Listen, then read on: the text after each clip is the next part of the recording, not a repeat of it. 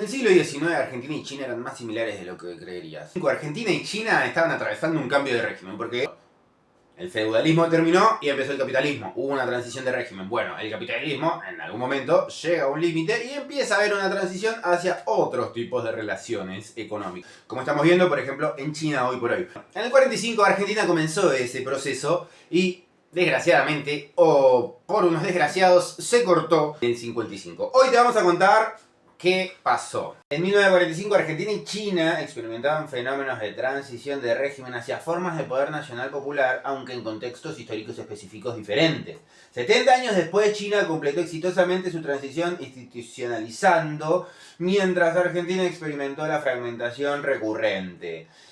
La diferencia no fue la naturaleza del fenómeno de transición, fue la capacidad de mantener coherencia estratégica mediante institucionalización duradera. ¿Qué fue realmente la tercera posición argentina y por qué fracasó su implementación en 1955? ¿Y cómo es que China logró construir un Estado nacional popular duradero? Esto va a cambiar tu forma de entender la América Latina. La tercera posición emergente en 1945 no era una doctrina política simple, era una síntesis sofisticada que combinaba elementos del nacionalismo económico con prácticas de justicia social redistributiva. Todo articulado desde una perspectiva clasista que privilegiaba la construcción de poder desde las bases sociales subalternas.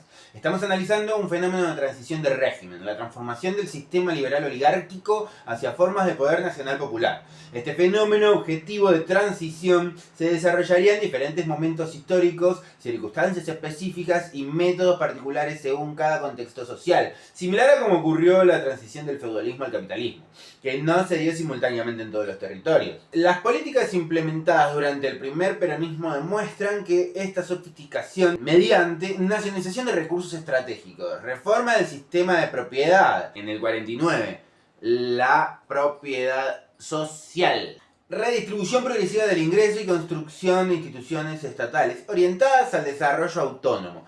La planificación quinquenal argentina, con dos planes, que empezó el primero en el 47 y el segundo en el 52, que fue interrumpido, fue el instrumento técnico de esta ingeniería social. No era populismo, era institucionalización del desarrollo nacional popular en el contexto específico, que era el territorio del país más lindo del mundo, la República Argentina, papá. China desarrolló simultáneamente una transición de régimen comparable, nueva democracia que combinaba modernización industrial, redistribución social, construcción de un Estado que representaba los intereses nacionales populares frente al imperio. Ambos países experimentaban el mismo fenómeno objetivo de transición hacia el poder nacional popular, pero en momentos históricos diferentes, circunstancias específicas y con métodos particulares. Mientras Argentina implementó dos planes quinquenales durante esta transición, China logró implementar 14 planes quinquenales y este año arrancaron con el 15º.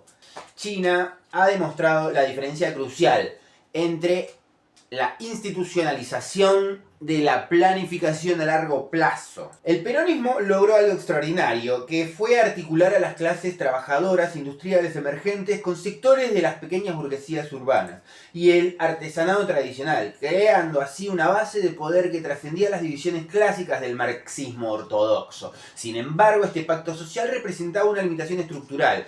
No permitió profundizar en las políticas de transformación productiva que sí implementaron China, por ejemplo, y también Venezuela en el último tramo del siglo XX.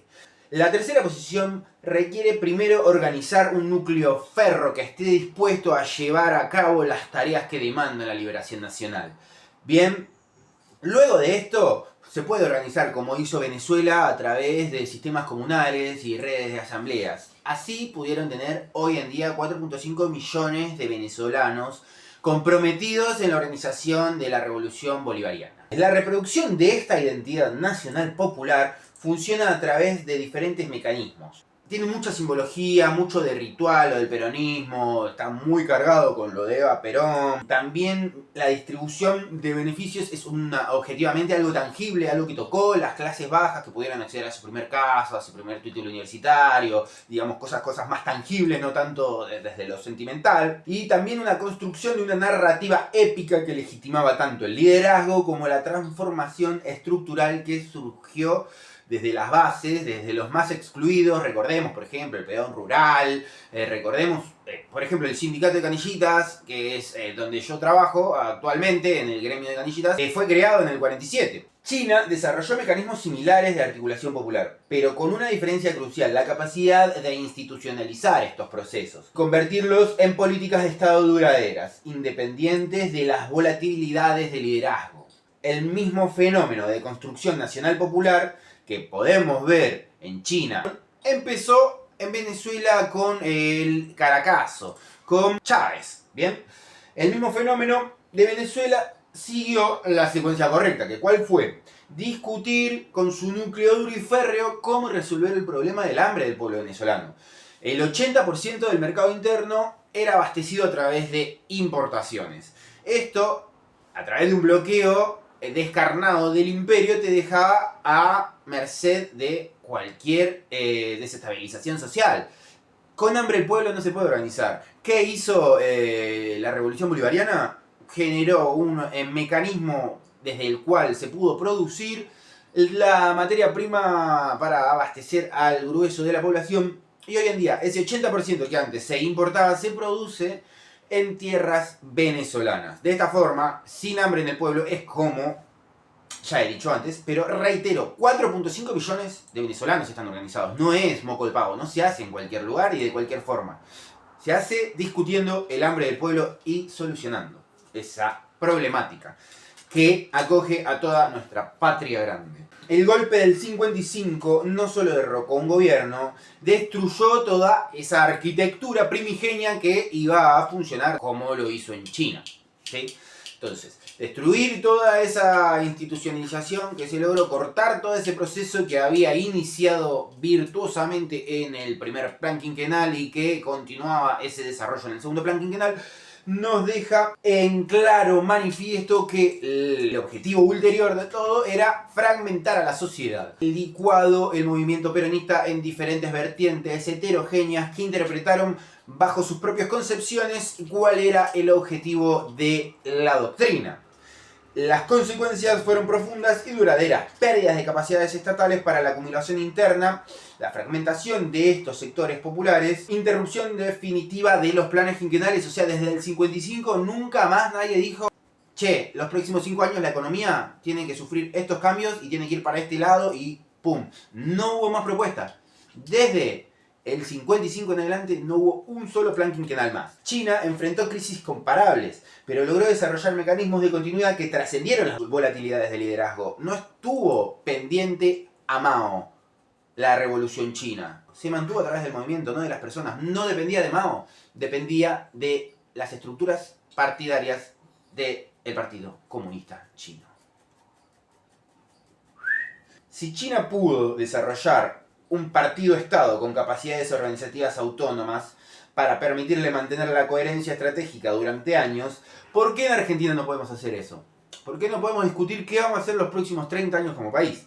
China mantuvo durante 70 años una estrategia coherente: modernización industrial, redistribución de riquezas, redistribución social, creación de trabajo, construcción de capacidades estatales. Y puedo seguir así, pero por horas, porque la verdad habría que ponerse a leer con detenimiento los 14 planes quinquenales para que entiendas realmente cómo es posible organizar una nación.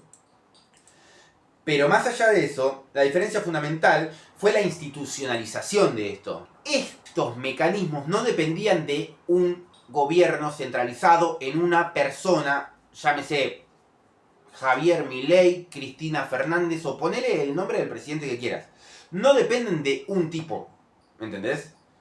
Esa es la gran diferencia entre China y Argentina. Hay un partido que hace 70 años está discutiendo qué va a hacer con el destino de su país. La tercera posición era una síntesis multidimensional. Superaba las dicotomías del capitalismo versus comunismo. Trataba de integrarlas como un puente de transición desde el capitalismo hacia el socialismo, mediante la articulación de soberanía nacional, justicia social e independencia económica. Esta síntesis no era ecléctica, era una propuesta coherente de organización nacional social alternativa. Argentina experimentaba un fenómeno de transición de régimen hacia el poder nacional popular, similar al que China desarrolló en su propio contexto histórico específico, demostrando que el mismo fenómeno objetivo puede manifestarse con características particulares según cada sociedad. El justicialismo demostró esta complejidad teórica mediante políticas concretas: nacionalización de recursos estratégicos sin expropiación masiva, redistribución del ingreso sin colectivización total y construcción de un Estado que mediaba entre los intereses de clases opuestas. El movimiento de trabajadores organizados se articulaba con esta síntesis a través de mecanismos institucionales que materializaban la tercera posición en prácticas concretas de poder nacional popular. China desarrolló una síntesis comparable, socialismo con características chinas, que combinaba principios ideológicos con adaptación pragmática a realidades nacionales. Ambas propuestas compartían la lógica de trascender paradigmas binarios heredados. China convirtió su síntesis en un proyecto de Estado con capacidades organizativas autónomas. Argentina mantuvo su síntesis como proyecto de liderazgo personal dependiente de voluntades políticas específicas. Esta diferencia institucional determinaría las trayectorias futuras. La ausencia de institucionalización generó interpretaciones contradictorias. Radicalización en los 70, neoliberalismo en los 90 y ausencia actual de síntesis teórica coherente. Cada corriente reclamó la herencia original, fragmentándola en el proceso.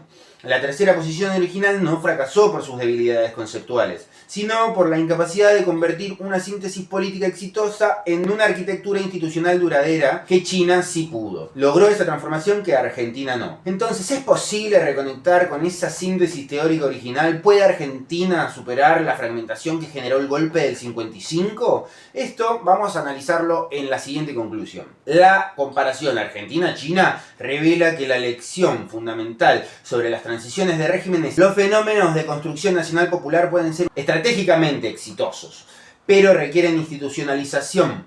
Es decir, para superar las volatilidades de liderazgo necesitas instituciones supraestatales que funcionen más allá del poder ejecutivo. La síntesis teórica no es suficiente sin la arquitectura institucional que permita la continuidad a largo plazo del proceso de transición. La experiencia argentina ofrece lecciones para toda América Latina. La construcción del poder nacional popular requiere capacidades estatales autónomas, continuidad estratégica independiente de liderazgos personales y síntesis teórica que trascienda las fragmentaciones populares. ¿Puede América Latina desarrollar proyectos nacionales populares que logren institucionalizarse como lo hizo China? Es decir, ¿puede América Latina tener el funcionamiento de China como una gran patria grande? Mi análisis indica que sí es posible, pero requiere comprender que una tercera posición no es una doctrina ortodoxa, sino que es una ingeniería social. El desafío no es recuperar doctrinas, sino construir las capacidades estatales que permitan síntesis política coherente y duradera.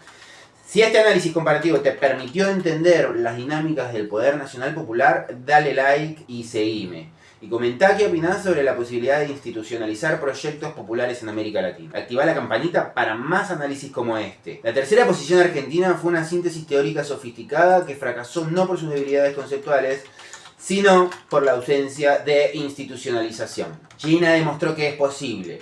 El desafío contemporáneo es aprender de ambas experiencias, no repetir los errores y guiarnos por las virtudes de los compañeros que ya están llevando a cabo este proceso. Este video ha llegado a su final.